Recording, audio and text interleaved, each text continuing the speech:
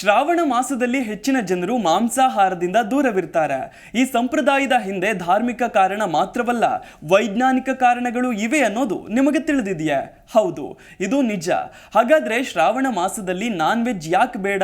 ಇದರ ಹಿಂದಿರುವ ವೈಜ್ಞಾನಿಕ ಕಾರಣವೇನು? ಇಲ್ಲಿದೆ ಆ ಕುರಿತ ಇಂಟ್ರೆಸ್ಟಿಂಗ್ ಮಾಹಿತಿ.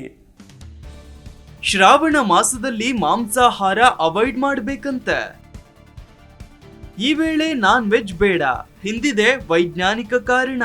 ಶ್ರಾವಣ ಮಾಸದಲ್ಲಿ ಹೆಚ್ಚಿನ ಜನರು ಮಾಂಸಾಹಾರದಿಂದ ದೂರವಿರ್ತಾರೆ. ಈ ಸಂಪ್ರದಾಯದ ಹಿಂದೆ ಧಾರ್ಮಿಕ ಕಾರಣ ಮಾತ್ರವಲ್ಲ, ವೈಜ್ಞಾನಿಕ ಕಾರಣಗಳು ಇವೆ ಅನ್ನೋದು ನಿಮಗೆ ತಿಳಿದಿದೆಯೇ? ಹೌದು, ಇದು ನಿಜ. ಹಾಗಾದ್ರೆ ಇದರ ಹಿಂದಿರೋ ಕಾರಣ ಏನು? ಇಲ್ಲಿದೆ ಸಂಪೂರ್ಣ ಮಾಹಿತಿ.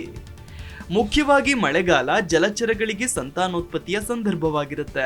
ಹಾಗಾಗಿ ಈ ಸಮಯದಲ್ಲಿ ಮನುಷ್ಯರು ಮೀನು ಹಿಡಿದು ತಿನ್ನುತ್ತಿದ್ದರೆ ಆಗ ಜಲಚರಗಳ ಸಂತಾನೋತ್ಪತ್ತಿ ಕ್ರಿಯೆಗೆ ಅಡ್ಡಿಪಡಿಸಿದಂತಾಗುತ್ತೆ. ಅಷ್ಟೇ ಅಲ್ಲ, ಮೀನುಗಳ ಸಂಖ್ಯೆ ಕಡಿಮೆಯಾಗಿ ಅದರಿಂದ ಸೃಷ್ಟಿಯ ಲಯ ತಪ್ಪುತ್ತದೆ. ಆದ್ದರಿಂದ ಈ ಸಮಯದಲ್ಲಿ ಮೀನುಗಳು ಸೇರಿದಂತೆ ಬಹುತೇಕ ಮಾಂಸಾಹಾರವನ್ನ ತಿನ್ನುವುದಿಲ್ಲ. ಇನ್ನು ಮಳೆಗಾಲದಲ್ಲಿ ನೀರು ಹೆಚ್ಚು ಕಲುಷಿತವಾಗಿರುವ ಸಂಭವ ಇದೆ. ಆ ನೀರಿನಲ್ಲಿ ವಾಸಿಸುವ ಮೀನುಗಳು ಅಥವಾ ಕಲುಷಿತ ನೀರಿಗೆ ಅವಲಂಬಿತವಾಗಿರುವ ಅನೇಕ ಪ್ರಾಣಿಗಳಿಗೆ ನೀರಿನಿಂದ ಬರುವ ನಾನಾ ಕಾಯಿಲೆಗಳು ಬಂದಿರಬಹುದು. ಆದ್ದರಿಂದ ರಕ್ಷಣೆಗೆ ಸಸ್ಯಾಹಾರ ಸೂಕ್ತ ಅಂತ ಹಿರಿಯರು ಹೇಳ್ತಾರೆ. ಮತ್ತೊಂದು ಪ್ರಮುಖ ಕಾರಣವೆಂದರೆ ಶ್ರಾವಣ ಮಾಸದಲ್ಲಿ ಮಳೆಗಾಲ ಮುಗಿದಿರುವುದಿಲ್ಲ. ಹಾಗಾಗಿ ಬಿಸಿಲಿನ ಅಭಾವ ಇರುತ್ತೆ, ಹೆಚ್ಚು ಬೆಳಕಿರುವುದಿಲ್ಲ. ಹೀಗಾಗಿ ನಮ್ಮ ದೇಹದ ಜೀರ್ಣಕ್ರಿಯೆ ಕೂಡ ಹೆಚ್ಚು ಚುರುಕಾಗಿ ಇರುವುದಿಲ್ಲ. ಇದರಿಂದ ಮಾಂಸಾಹಾರದಂತಹ ಕಠಿಣ ಪದಾರ್ಥವನ್ನ ದೇಹ ಸರಿಯಾಗಿ ಜೀರ್ಣಿಸುವುದು ಕಷ್ಟ. ಆದ್ದರಿಂದ ಈ ಮಾಸದಲ್ಲಿ ಸಸ್ಯಾಹಾರ ಸೇವಿಸುವುದು ಉತ್ತಮ ಎನ್ನುವ ಲೆಕ್ಕಾಚಾರವಿದೆ.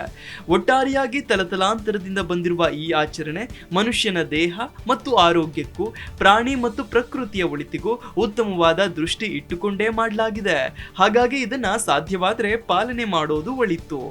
Desk bureau, Zee Kannada news. Zee Kannada news ಈಗ ನಿಮ್ಮ ಮನೆಯಲ್ಲೇ ನೋಡಿ. ಎಲ್ಲ ಕೇಬಲ್ಗಳಲ್ಲಿ ಈಗ ಲಭ್ಯ. Sun Direct 292, Jio TV 1334, U digital 162, city cable 51, GTPL 17, Abhishek cables 821, rock line telecommunication 51, Shri Basaveshwara number 60, Vinayaka digital number 53, in digital number 896ರಲ್ಲಿ. ನಿಮ್ಮಿಸ್ತದ ಜಿ ಕನ್ನಡ ನ್ಯೂಸ್ ನೋಡಿ ಆನಂದಿಸಿ.